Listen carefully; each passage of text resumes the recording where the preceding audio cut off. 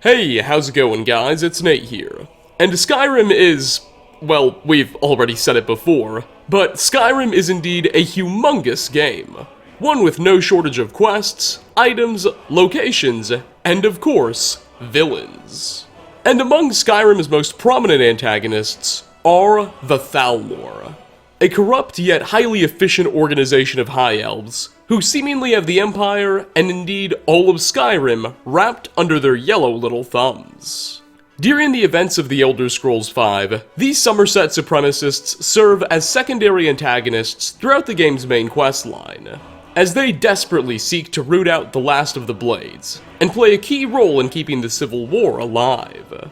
But there's more to this shady society of secretive myrrh than Skyrim makes obvious. And indeed, after so many years, there's still likely quite a bit you missed about the rulers of the Aldmeri Dominion.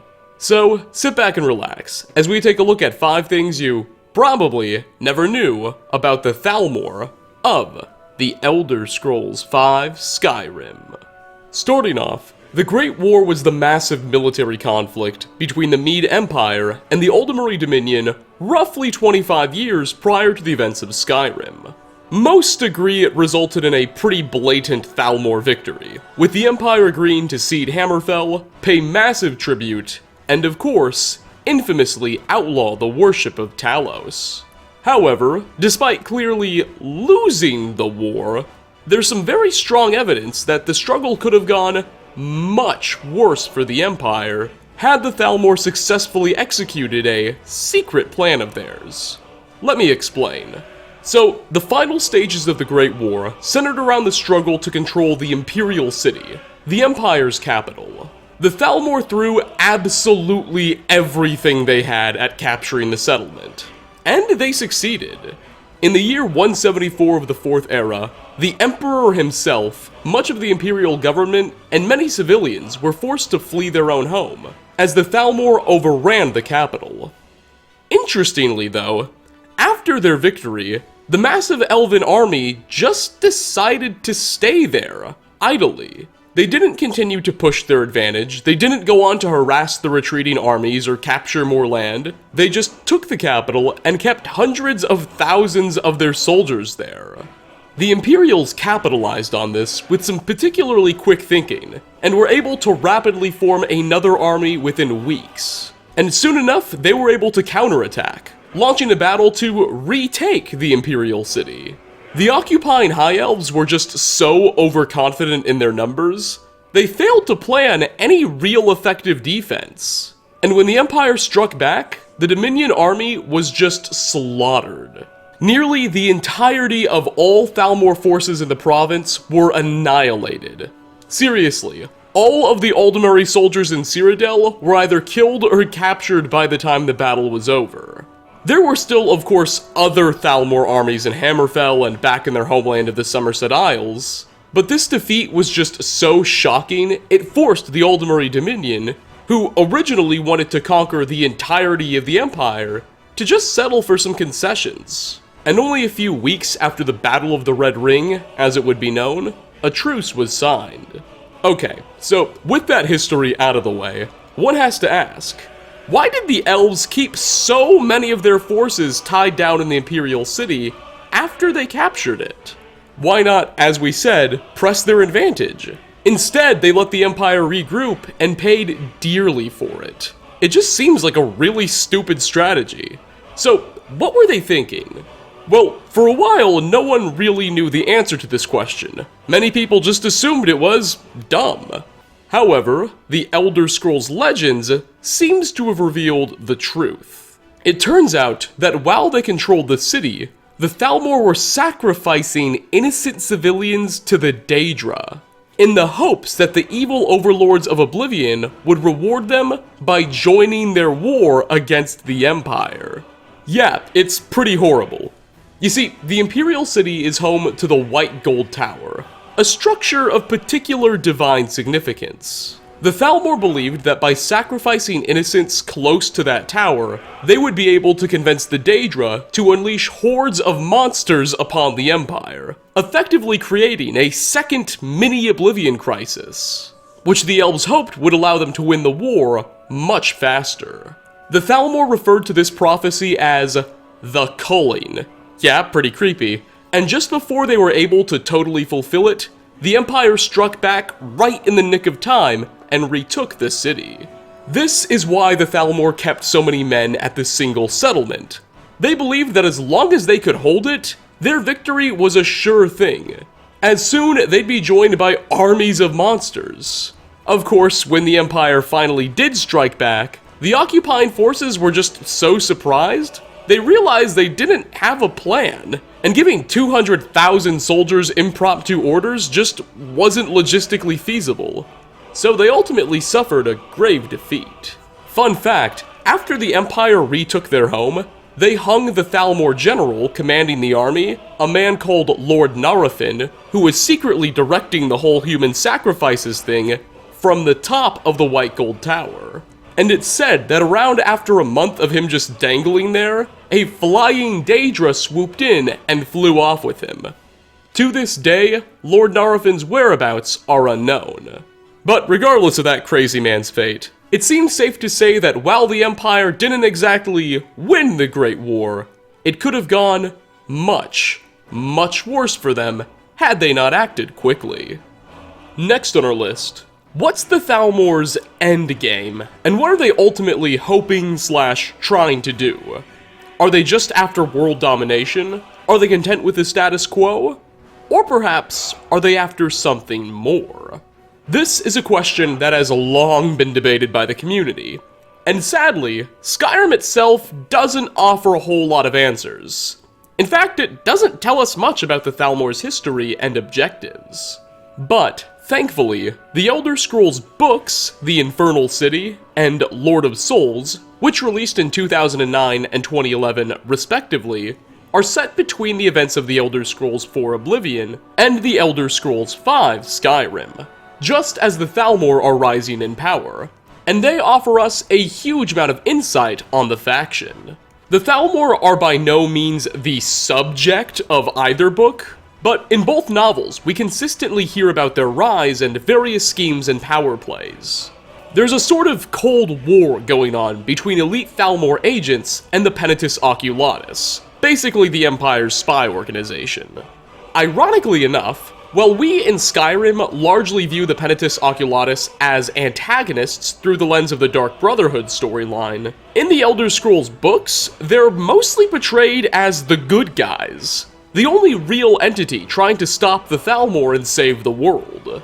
And we constantly read about the organization's various tactics and operations to try and curtail the Thalmor's gaining of power. Throughout the books, the Oculatus' conclusion is that what the Thalmor are trying to achieve is largely just to drive mankind into extinction or slavery.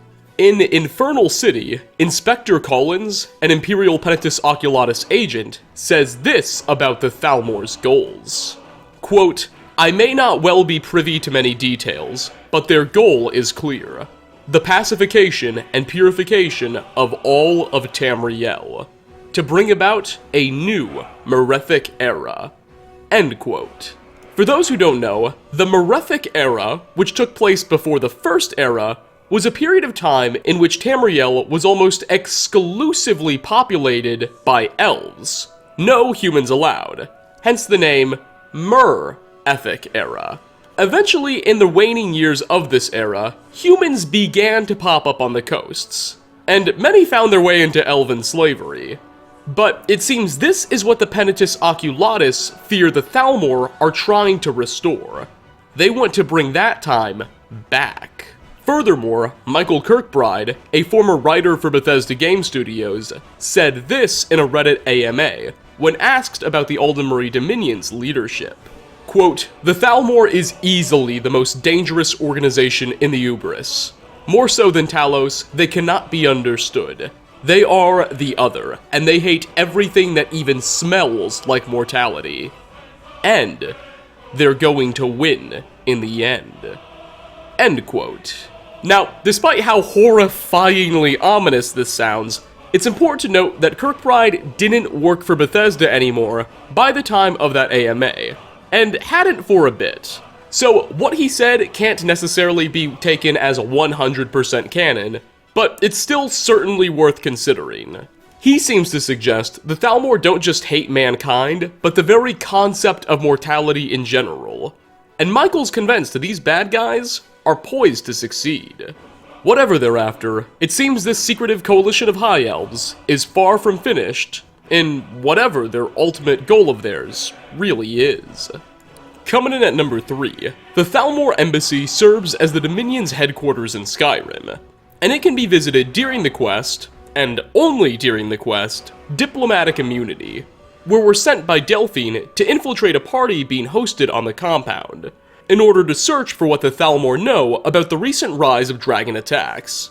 Spoiler alert, they know nothing. Less than we do, even. Anyway, during the mission, there will be a point in which we must break away from the party in order to investigate different sections of the embassy. Trouble is, we're not allowed to leave the party. So, as soon as we do, all Thalmor soldiers and mages we see will be hostile towards us.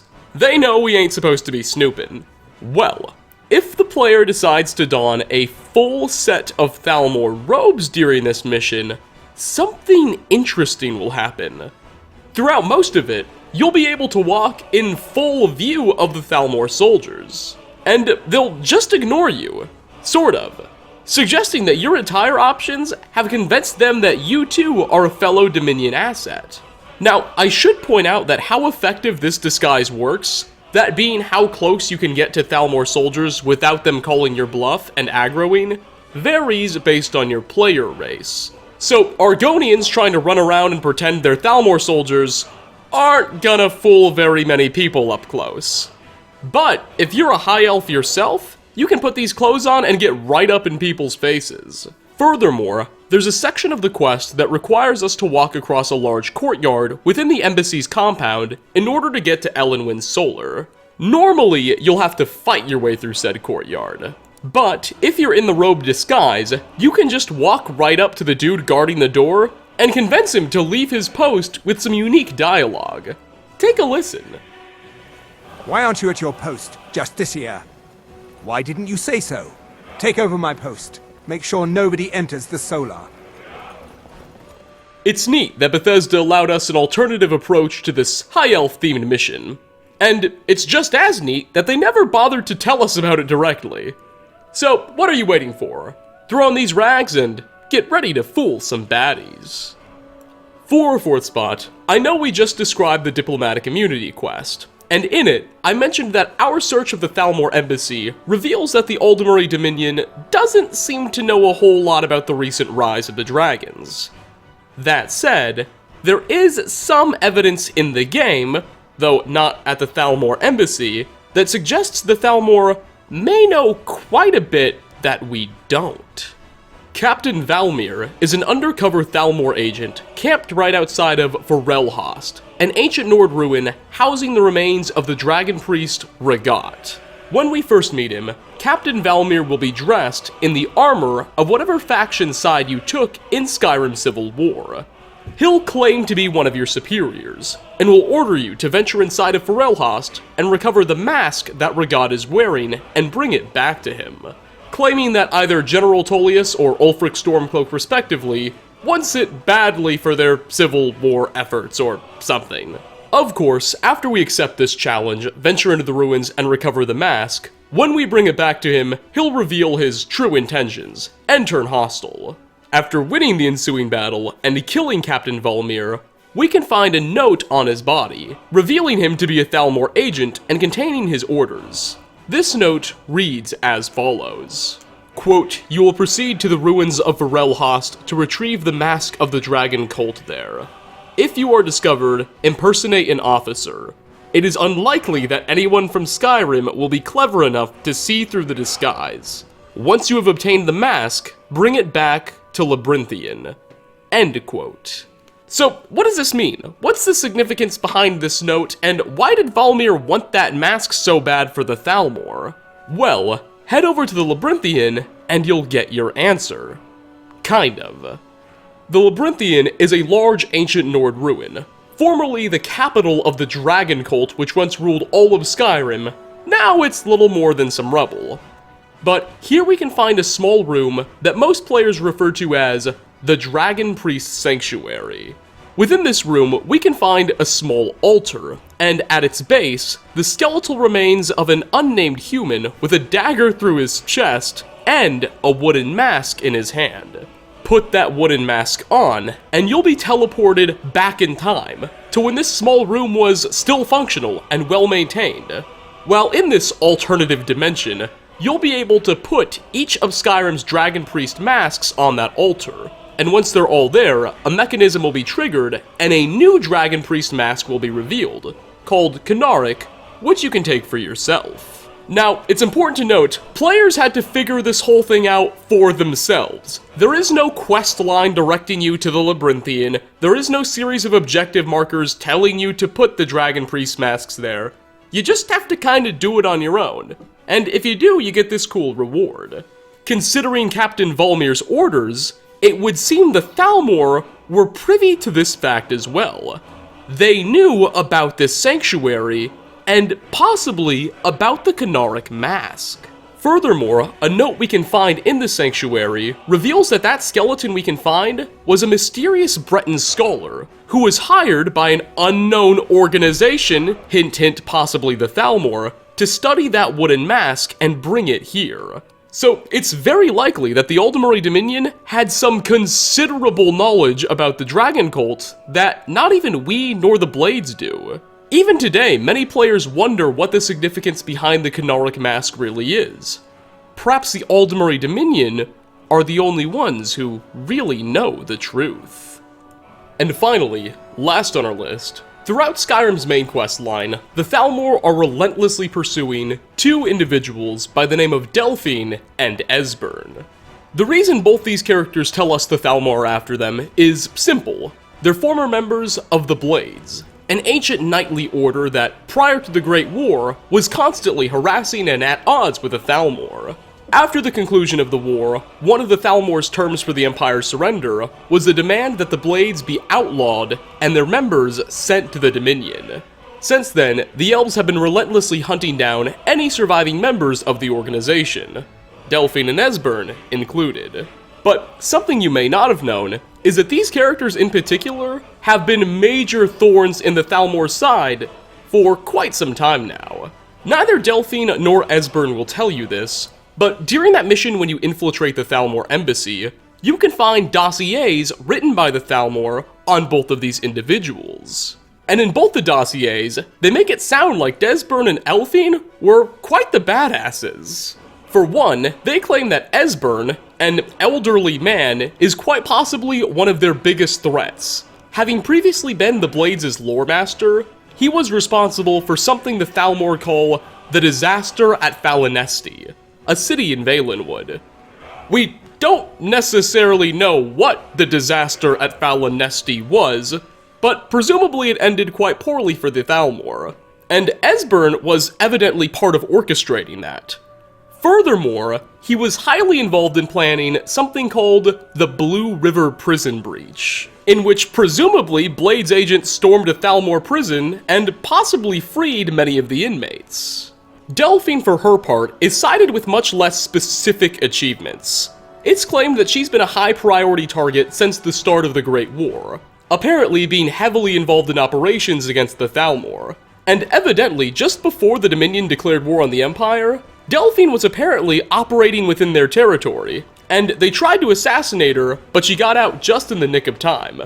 Since then, they've dispatched assassination squad after assassination squad to try and hunt her down, and they've all ended in failure, with some of the entire teams getting killed by her.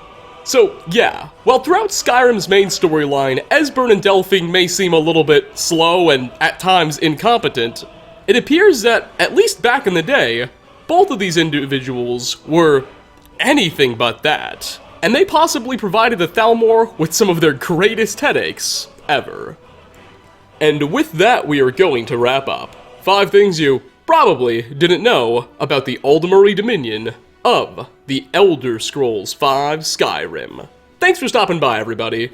Real quick, I must apologize, I do still have the flu and may or may not sound a little bit sick.